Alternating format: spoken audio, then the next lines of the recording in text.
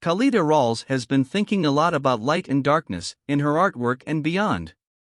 It feels like a very dark moment in our history, and it can become very overwhelming and anxiety-building, the Los Angeles-based painter said in an interview with CNN, referring in particular to her response to the overturning of Roe v. Wade in June 2022, the climate crisis, and the impact of COVID-19 around the world.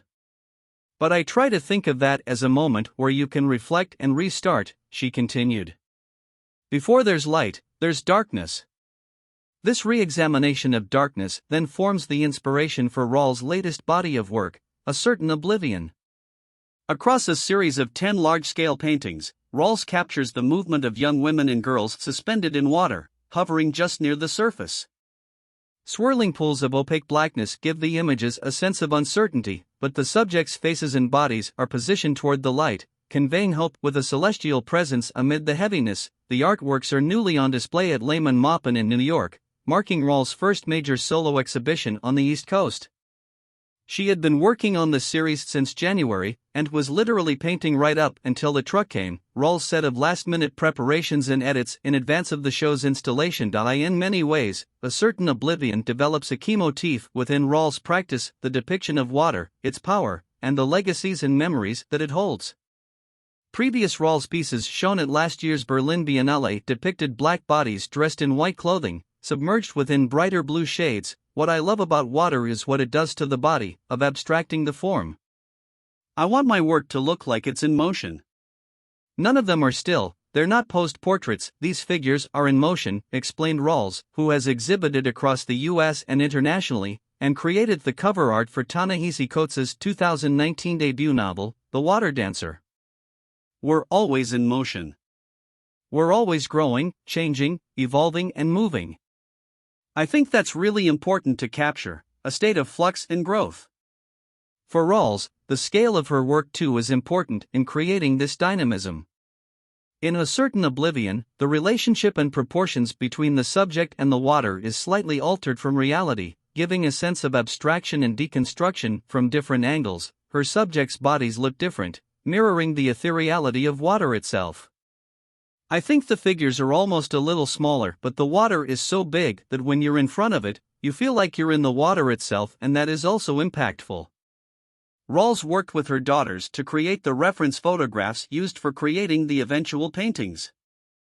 Her eldest daughter Sky helped photograph her younger daughters, Sage and Sienna, in a swimming pool, on both 35mm film and a digital camera. It was definitely a team affair, and girl power, creating this work, said Rawls. I think of my daughters as strong individuals that I'm definitely empowering to have a voice. I work long hours on painting, and so this becomes our show, she added. It becomes a moment for the family. And it takes away a little of my mom guilt. Uncharted waters. Making these reference images together was also important for Rawls' process. The resulting paintings are not exact portraits of her daughters, but representations of young women and girls in their likeness. 7 out of the 10 final paintings used photographs of her daughters that were shot at night.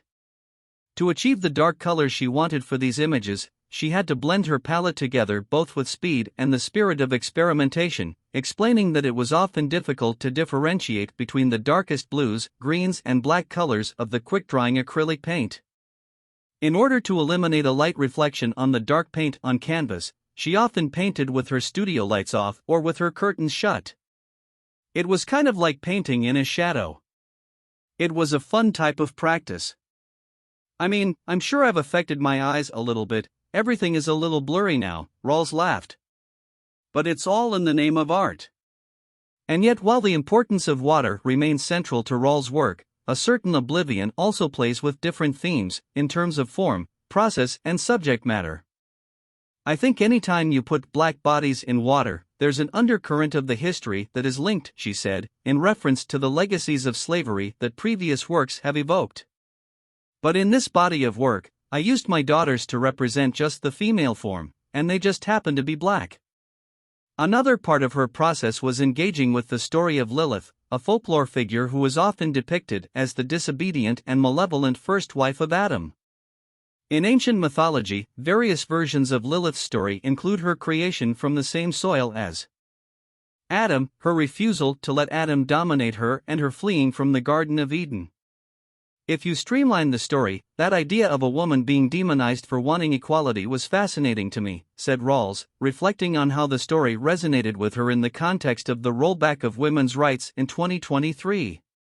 We're further back than I anticipated, she said.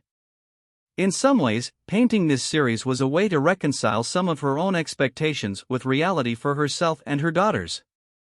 These types of mythologies and stories, we need to rethink them, rebrand them, and hold on to them.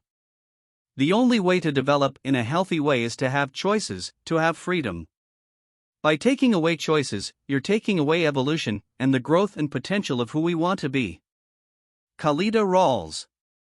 In one work, titled Beyond the Certain Oblivion, Rawles painted a map of the 13 trigger states involved in the overturning of Roe, washing away their edges so they are obscured within the waves of the painting. Part of me as an artist is recording where we are today. For historical context, and as record-keeping for myself or for our culture, I hope this piece will go to an institution, because we need to remember that this happened at this time, she said. But as much as she's thinking about our collective past and shared struggle in the present, Rawls is also thinking about the future. I thought a lot about my daughters being this next generation, and me having the faith that they have this strength and ability to reimagine what they want their existence to be.